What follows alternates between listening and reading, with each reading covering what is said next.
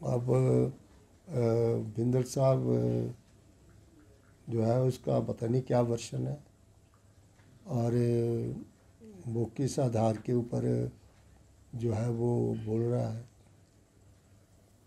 जो जो फैसला लिया गया है वो इसलिए लिया गया है कि मैंने कई बार कहा है कि प्राकृतिक खेती जो है कोई नया कंसेप्ट नहीं है,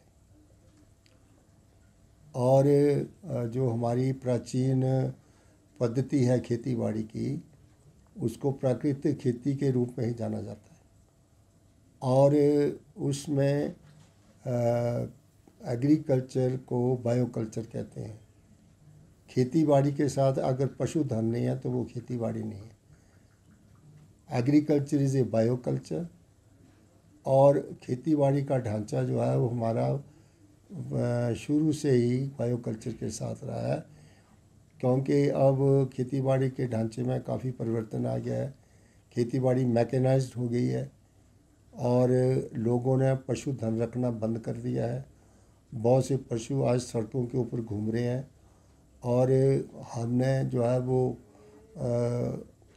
लगातार हमारे खेतों में जो ज़्यादा करके फर्टिलाइजर्स का जो ज़्यादा यूज़ किया गया है, और जिस वक्त ज़रूरत थी इस देश में अन्न की कमी थी, अच्छे बीजों की कमी थी, उस वक्त जो है वो हमारे जो बढ़ती हुई जनसंख्या थी उसके लिए 2 वक्त का खाना नहीं मिलता था।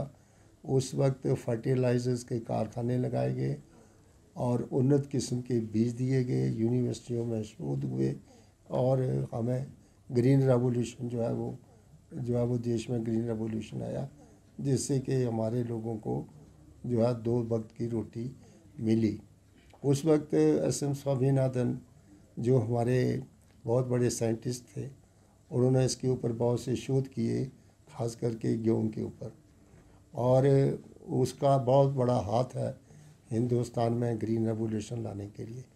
अब धीरे धीरे लोग जो है उस पद्धति से कुछ हटने के लिए जो है वो बहुत ज़रूरत है, क्योंकि ज़मीन की फर्टिलिटी जो है वो कम हुई है, और कई ऐसे तत्व थे ज़मीन में जो उपजाऊपन पैदा करते थे, और आज ज़मीन की जो फर्टिलिटी कम होने के कारण जो ये है कि लगातार जो है वो बड़े लार्ज स्केल के ऊपर फर्टिलाइज़र का यूज़ हुआ।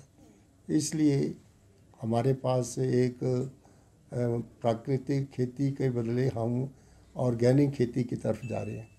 उस ऑर्गेनिक खेती में जो पशुधन है, खास करके गोबर है, गूंत्र है, और इस तरह से कई किस्म की क्रॉप्स बीज जाती हैं, जिसके लिए मल्चिंग जो है वो बहुत ज़रूरी है, ताकि हम उस फर्टिलाइजर्स को, उसकी जो उत्परता है, ज़मीन की जो ताकत है, उसको हम बढ़ाने के लिए इस प्रकार का प्रयास कर रहे हैं।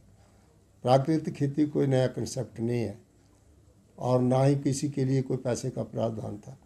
ये जो हमारी ऑर्गेनिक खेती थी उसी के पैसे को डाइवर्ट करके प्राकृतिक खेती जो है वो जहाँ पर चलाई, और उसकी बड़ा डंडोरा पीटा गया, और वो पैसा कम से कम 7-8 करोड़ रुपया जो है वो यूनिवर्सिटीज़ में दिया गया, और उसके ऊपर सिर्फ गोष्ठियाँ हुई, प्रैक्टिकल कोई भी ज़मीन के नीचे कोई या गाँवों में इस प्रकार का कोई परिवर्तन नहीं आया। इसलिए उस पैसे का धूम जो है वो हम चाहते हैं कि उसको ऑर्गेनिक खेती की तरफ लोगों का रुझान ज़्यादा दिया जाए, और लोगों को पशुधन जो है उसके साथ तालमेल के साथ हम ऑर्गेनिक खेती करना चाहते हैं, ताकि हम जो सॉइल है, जो उर्वरता है उसको हम दोबारा रिवाइव कर सकें। तो ये कह देना कि जी हमारा प्राकृतिक खेती जो है वो बंद हो गई है, प्राकृतिक खेती कोई बंद नहीं है। प्राकृतिक खेती का मतलब ऑर्गेनिक एग्रीकल्चर। तो ऑर्गेनिक का पैसे को तो डिवाइड किया गया था, कोई अलग से पैसे का प्रावधान।